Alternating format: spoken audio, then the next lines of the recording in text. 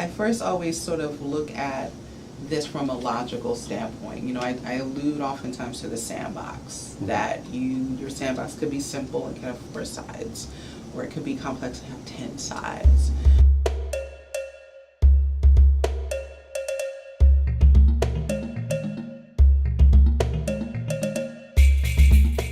Our production assistant, we looked at some images, and I came across this image from this company I later found out was in Sydney, Australia, and they had this whole wall that had been illustrated, like very ornate. And I just really liked that somebody somewhere took the time to draw something so specific to this organization. They didn't pull out a stock illustration and a stock photo and pull in some Helvetica type, so to speak, and then say, here's your brand. They said, no, we're going to know who you are, what you're about, and we're going to draw something for you.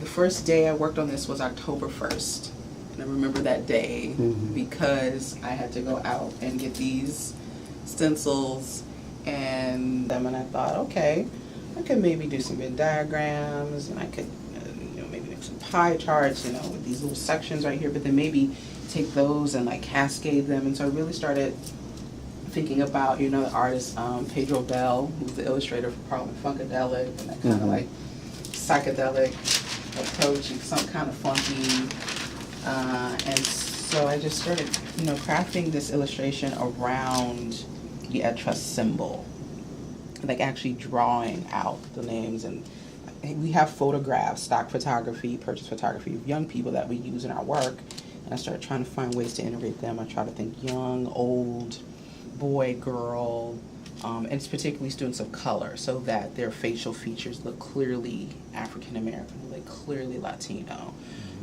in the hand drawing. So it was like trying to like play on that symmetry a little bit. And so I took that concept and then digitized it in Illustrator. And you can do a thing, you can image trace in Illustrator, and I had the choice to either do the lines or do the shapes, and I chose the shapes because the shapes give you the imperfect edges and kind of gave you the real effect of it. If I just went the lines would be beautiful, but it'd be too perfect. I didn't really want that. I wanted something perfectly imperfect, like very intentional to reflect this. It's kind of like these rough edges.